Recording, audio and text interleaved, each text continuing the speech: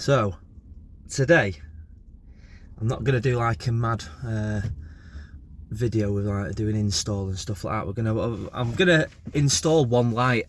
That's how exciting this video is going to get. One light, one downlight. But is it the future of downlights and LED technology? Because I've been given these lights by Bell Lighting, and it's, from what I look at it, it's an integrated fitting that you can change the lamp on. Now, call it what you want.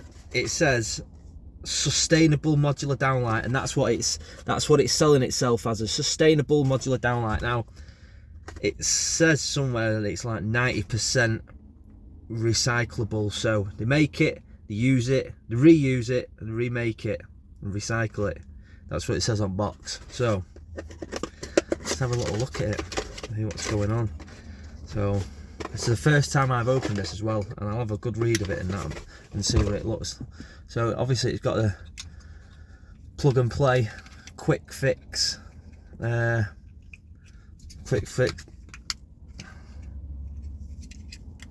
break it.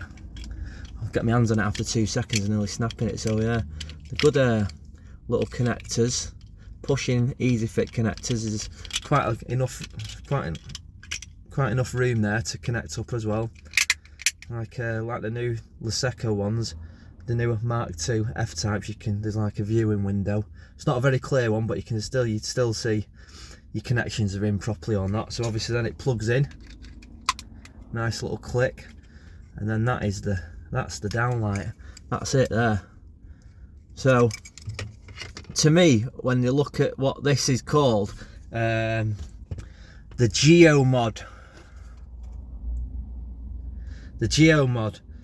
Now, if you ever remember what a GU53 was, now I've only realised this the other day, that a GU53 and a GU10, is it that the two pins on the GU10 are only 10 mil apart, and then is it bigger? Is the two pins 10 mil apart, and then is the on them GU53s, they were basically like an under cabinet light, weren't they? An under cabinet lamp. Are they 53 mil apart? I'm going to get my tape measure on them and have a look, because to me it looks like a GU53, to be fair, but they're not flat. They've got crossheads on them, but that's it there. So it's colour changing. It's got all the 2.7 extra warm is 600 lumens. At 3K warm white it's 610. Excuse me. 4K it's 650, and at 6K it's 650 as well. So it's all the colour changing stuff on it. Got a little QR code that says please do not dispose or recycle.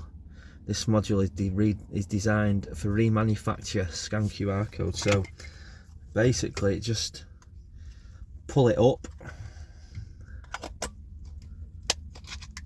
twist it in, and then like a little bezel with, there's a few colours bezels as well. I think there's 6 colour bezels. I'll have a look in a sec. What? To be fair, it looks pretty good. To be fair, that looks flush and flat. It's not like, I've even got it on right. I don't think I've got it on right. I haven't ever. Can't get it on. There we go. There you are. Yeah, that's not coming off now. That looks pretty flat and flush and clean all the way through. That looks like a good light, that, to be fair. So what the marketing has is that stays in the ceiling for its lifetime, and you can change the bezels on it, and obviously when that's just in there, the client can take it out and it stays in there, and it's just a easy in and replace. So yeah, I'm going to install one and we'll see what we think. I've got 5 of them for a job, but it's not plastered yet, so we'll have to just wait for them. But springs popped out there. You can't, always shit and dodgy on downlights springs, aren't they? But yeah, I like them. I think they look mint, them. But is it a backward step? Are we going back to lamps, cans and lamps? Is that what it is? Just a can and lamp with a dress on? I don't know. Let's find out. So what we'll do is we'll upgrade this first one and we'll have a look at it compared to a standard GU10 Canon lamp and see what we think of it. So let's do it.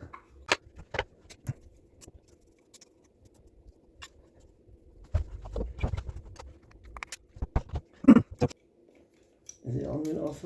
I think it'll be alright, that. I'll trim it down.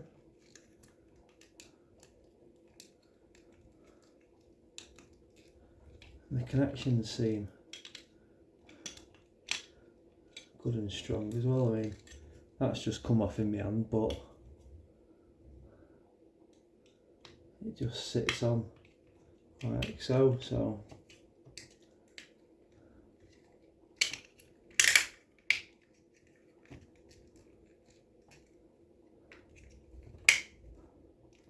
Seems quite good, to be fair, that.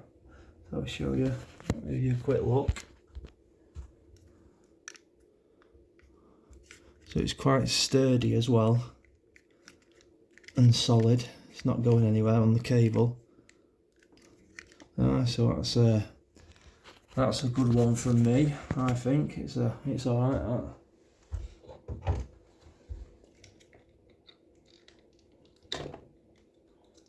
Plug it in the right way, it'd work. So obviously once you've done this bit, it's stuck in it's in the ceiling for life then, apparently. So let's see that. I think it's on, is it on warm? We'll soon find out anyway.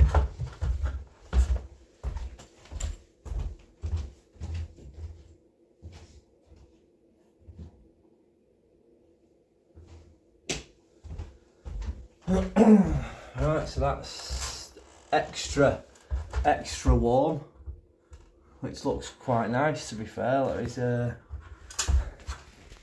spin it round. So extra warm compared to a warm white lamp. Let's have another look in a sec with the bezel on.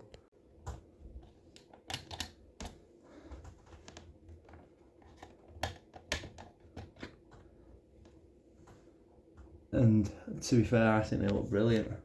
They do. They look like a really flush fitting. They look decent then, compared to your average twist and lock can. I think they look very good.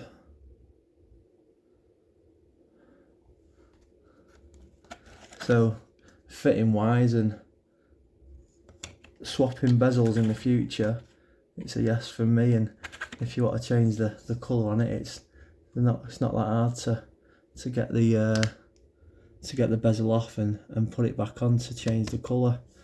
So let's see what it's like then. That came out quite easy as well, to be fair. Is it quite easy for the homeowner to change then into it? Is that in properly? I don't think it's in properly, that. There you go.